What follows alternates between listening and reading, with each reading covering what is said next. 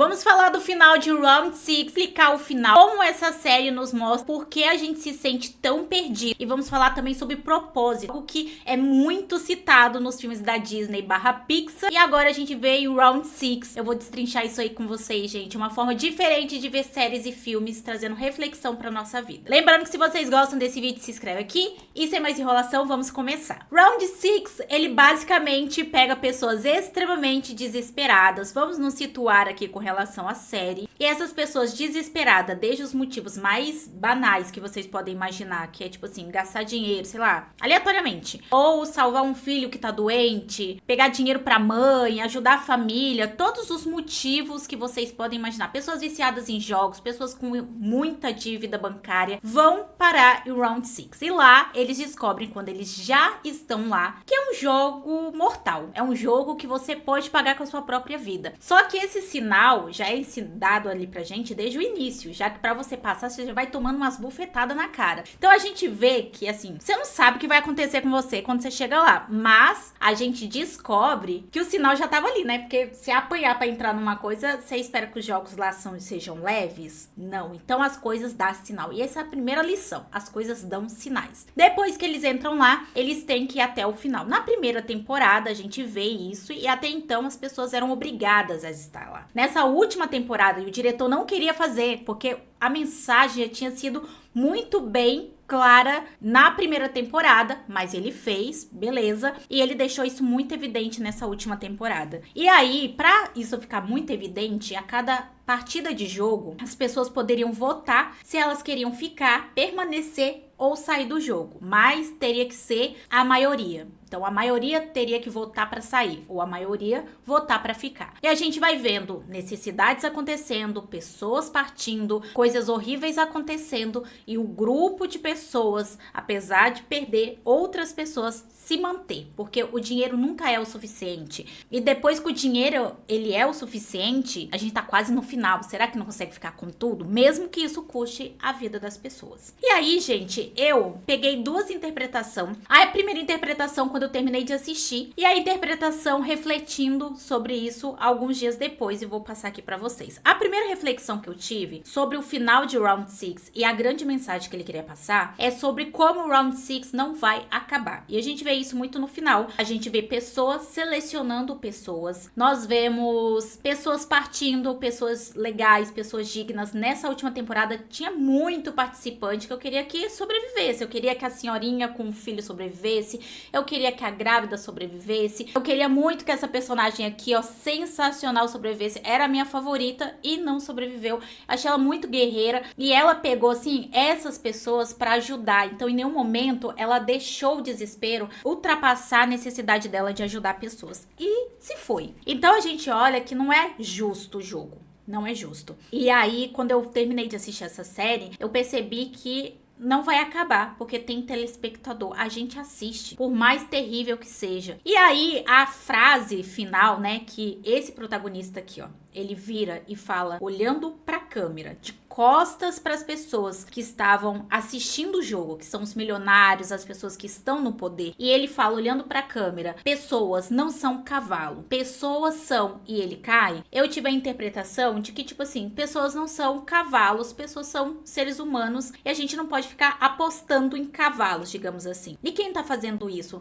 É os milionários? É uma crítica aos milionários? Não, é uma crítica nossa, a nós mesmos, porque ele olha diretamente para a câmera, não é para essas pessoas, ele olha pra gente, para que a gente entenda, pra gente a empatia, a compaixão que a gente perde, tanto participando desse tipo de jogo, quanto assistindo esse tipo de jogo. Essa foi a minha interpretação inicial. Então eu falei, cara, eu assisti isso aqui. Eu perdi personagens que eu estava torcendo muito, e isso não me impediu de parar de assistir. Eu continuo assistindo até o final. Mas refletindo, alguns dias depois, eu creio que seja algo muito mais profundo do que apenas isso. Eu trouxe esse cenário de Round 6 para nossa própria vida. E como a gente se vende, como a gente aposta em coisas na nossa vida e como a gente viu isso muito escancarado no nosso dia a dia, começando com jogos de aposta. Nós vimos muitas pessoas que perderam vidas, perderam dinheiro que estava guardando para comprar uma casa, para pagar um aluguel, para cuidar da família, em prol da esperança de ganhar muito mais. Isso isso é visto lá no começo de Round 6, quando o cara vai recrutar novas pessoas e ele vai ali onde tem mendigos, né? Pessoas que não tem nada. E ele faz a pessoa escolher pão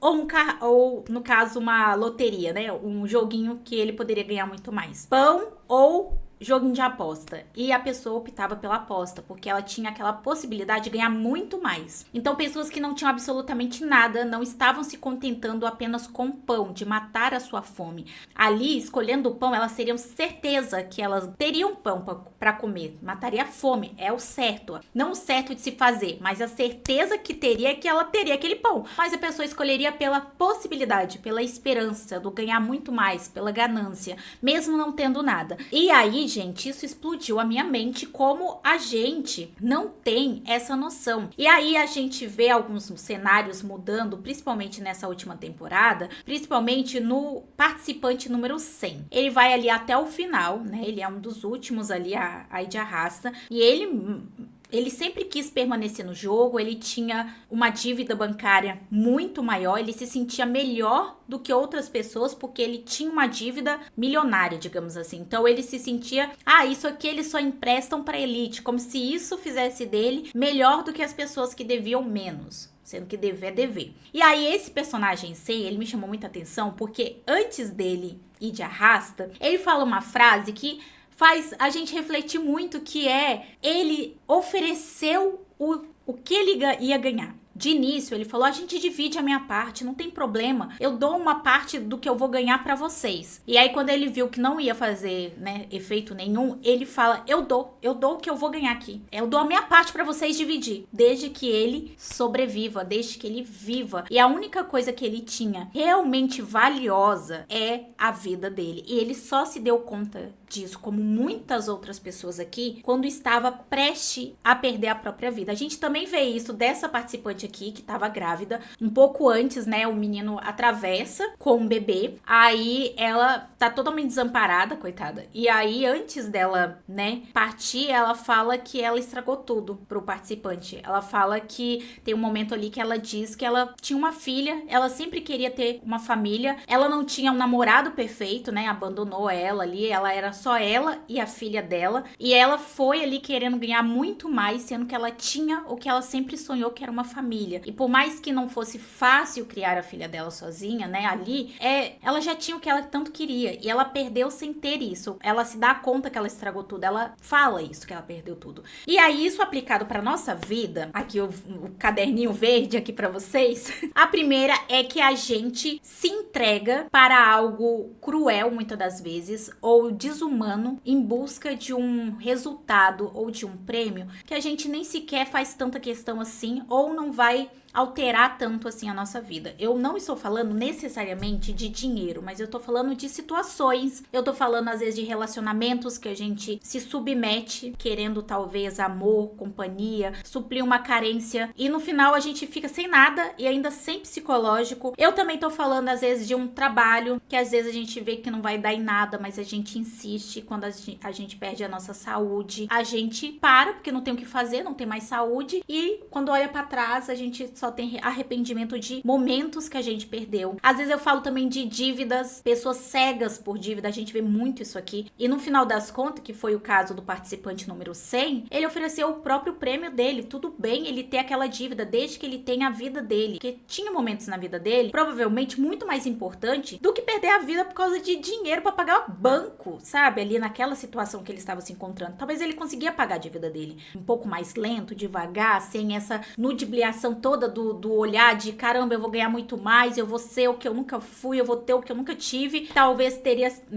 um esforço muito maior para pagar a dívida que ele tinha, mas talvez seria muito mais possível do que entrar aqui nesse jogo. Outra lição que o Round 6 mostra, e essa conclusão eu tirei logo quando eu terminei de assistir essa série, é que nós estamos perdendo a nossa empatia por conta de jogo. Isso é muito citado ali no Round 6 quando eles colocam um bebê, e é absurdo ter um bebê, permanecer um bebê ali, manter um bebê ali. E as pessoas que estavam assistindo esse jogo, eles continuaram mantendo o bebê no jogo por entretenimento, sem se importar se a criança ia viver ou não. E era um bebê, não tinha empatia nenhuma dessas pessoas. E a gente continuou assistindo a série com um bebê, mesmo com a possibilidade de perder o bebê. Gente, eu não sei se, sabe, eu fiquei assim, eu fiquei me questionando depois que acabou, porque eu perdi todos os participantes que eu gostava, foi insalubre, a criança foi a gota d'água e a gente continuou assistindo mesmo com uma criança ali naquele meio sendo submetida àquela situação. A gente tá perdendo a nossa empatia, viu? A gente tá assistindo coisas com absurdas em prol de quê? De entretenimento? Isso é uma crítica? Talvez a gente se coloque na posição dessas pessoas desesperadas, porque a gente tem dívida, a gente quer dinheiro, a gente precisa de coisas, mas a gente também não é tão diferente assim das pessoas que estão ali sentadinhas vendo numa tela todo o jogo acontecendo e fazendo suas apostas, como a gente sentada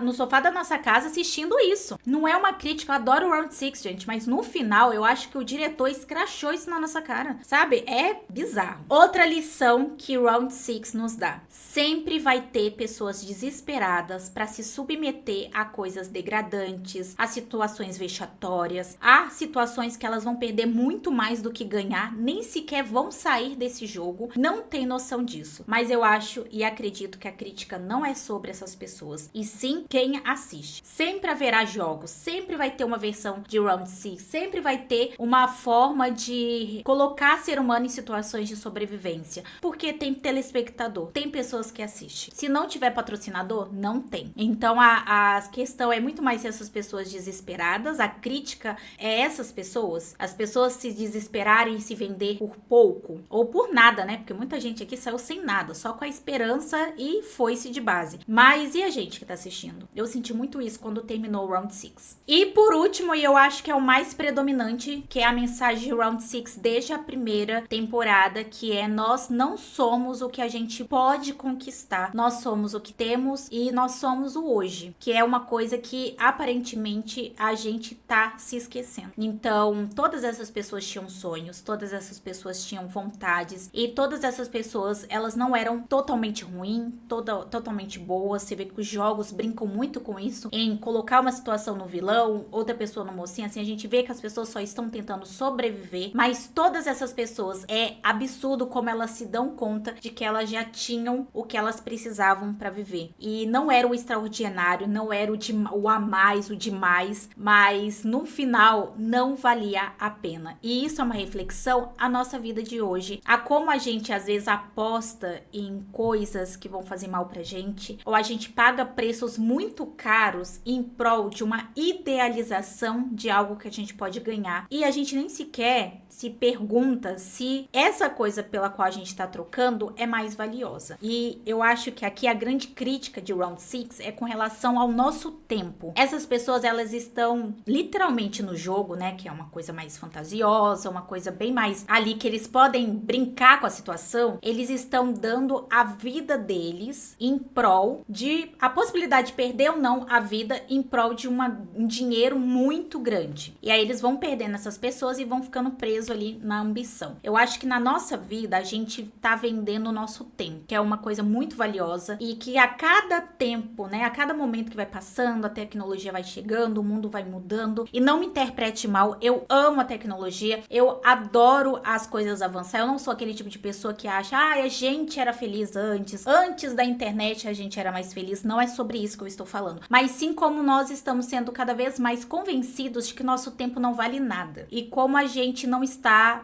canalizando o nosso tempo em coisas pra nós, e sim pro outro. Isso quer dizer que você não pode assistir um filme, uma série? Não. Isso não quer dizer que também que você não pode...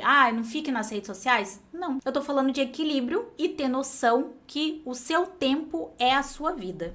E aonde a sua vida está, sabe? Onde as suas últimas 6 horas estão? E o que você está planejando fazer para sua vida? É isso. Porque às vezes a gente não precisa necessariamente, né, ter um fim igual essas pessoas que é extremamente cruel, bárbaro, como as coisas acontecem, para chegar no final e se dar conta como elas, de que elas venderam o bem mais importante que elas tinham, ou deram, né? No caso, elas nem venderam, elas deram, porque elas saem sem nada, que é a vida. E a gente também, às vezes, a gente dá o nosso tempo, que é um bem muito valioso, em prol de nada. No final das contas, a gente nem lembra o que a gente fez, a gente vai ali perdendo o nosso tempo e a vida vai passando, os anos vão passando, as semanas vão passando e a gente vai doando esse nosso tempo, que é algo muito valioso, em prol de nada. E é isso, essa foi a interpretação que eu fiz. Comenta aqui o que vocês acharam, interpretaram. Pra mim, a grande lição é pra gente valorizar mais o nosso tempo e não perder a empatia. E dependendo do que a gente assiste, as pessoas que a gente convive, as coisas que a gente vai escutando, a gente vai criando uma resistência, como tudo na vida. E às vezes essa resistência, o preço é a falta de empatia. E a gente vê muito isso também nessa cena, que essa senhora que ela implora para as pessoas desistirem dos jogos para que essa menina aqui consiga sair com a filhinha dela. E as pessoas não estão nem aí, gente. A gente vê muito depois também do que eles pretendem fazer com esse bebê, né? Que é terrível. Mas é isso, se inscreve no canal, até o próximo vídeo.